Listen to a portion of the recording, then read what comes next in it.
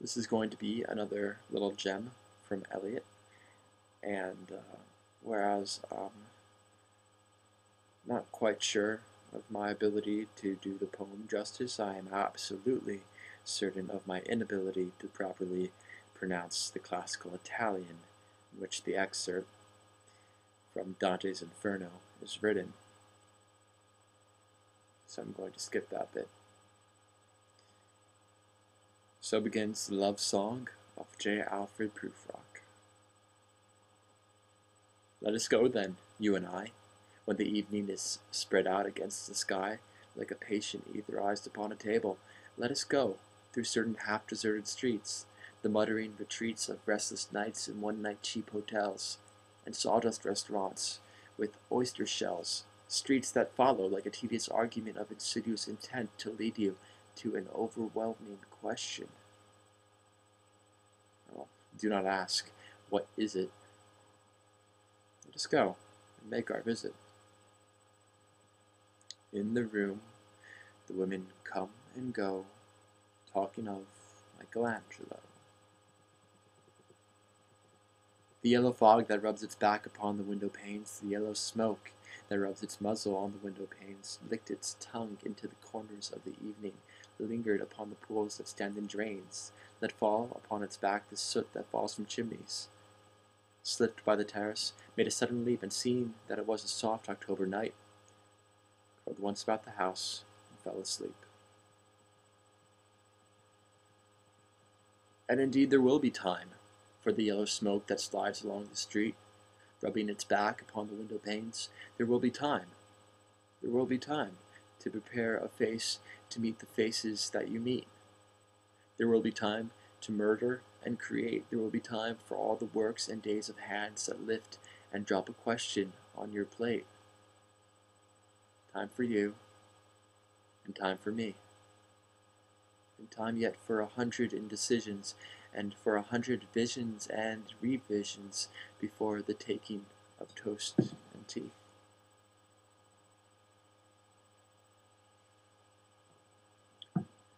In the room, the women come and go, talking of Michelangelo. And indeed there will be time to wonder, do I dare? And do I dare? Time to turn back and descend the stair with the bald spot in the middle of my hair. They will say, how his hair is growing thin. My morning coat, my collar mounting firmly to my chin, my necktie rich and modest, but asserted by a simple pin. They will say, but how his arms and legs are thin. Do I dare disturb the universe? In a minute there is time for decisions and revisions, which a minute will reverse. For I have known them all already, known them all. I have known the evenings, mornings, afternoons. I have measured out my life with coffee spoons. I know the voices dying with the dying fall beneath the music from a farther room. So, how should I presume?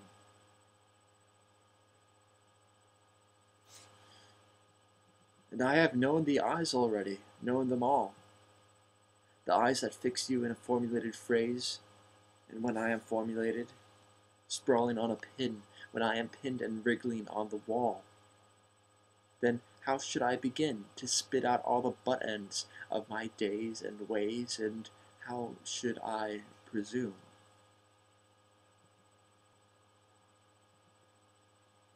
And I have known the arms already, known them all. Arms that are braceleted and white and there, putting the lamplight down with the light brown hair.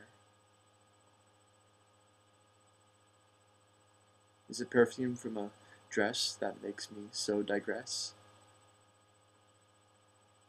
Arms that lie along a table or about a shawl. And should I then presume? And how should I begin?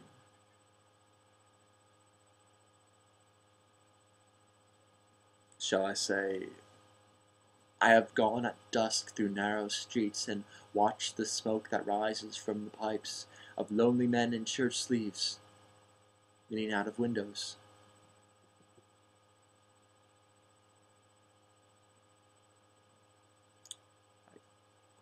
I should have been a pair of ragged claws, scuttling across the floors of silent seas. And the afternoon, the evening, sleeps so peacefully, smoothed by long fingers, asleep, tired, or it malingers, stretched on the floor here beside you and me. Should I, after tea and cakes, have the strength and ices, have the strength to force the moment to its crisis? But though I have wept and fasted, wept and prayed, though I have seen my head grown slightly bald, brought in upon a platter, I am no prophet, and here's no great matter. I have seen the moment of my greatness flicker, I have seen the eternal footman hold my coat and snicker, and in short, I was afraid. And would it have been worth it, after all? After the cups, the marmalade, the tea, among the porcelain, among some talk of you and me, would it have been worthwhile to have bitten off the matter with a smile? To have squeezed the universe into a ball, to roll it towards some overwhelming question, to say, I am Lazarus, come from the dead, come back to tell you all, I shall tell you all. If one settling a pillow by her head should say, that is not what I meant at all. That is not it at all.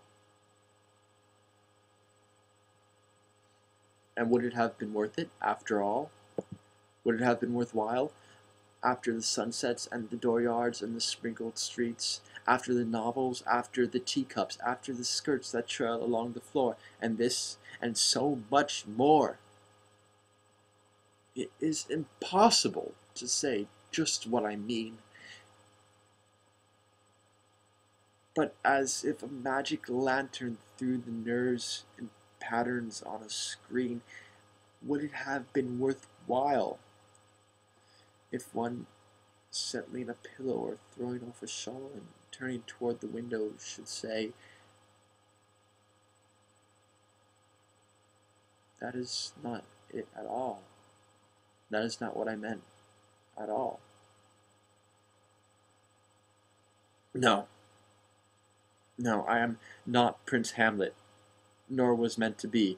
Am an attendant lord, one that will do, to swell a progress, to start a scene or two, advise the prince, no doubt an easy tool, differential, glad to be of use, politic, cautious and meticulous, full of high science, but a bit obtuse, at times indeed almost ridiculous, almost at times the fool. I grow old. I grow old. I shall wear the bottoms of my trousers rolled. Shall I part my hair behind? Do I dare to eat a peach? I shall wear white flannel trousers and walk upon the beach. I have heard the mermaids singing, each to each.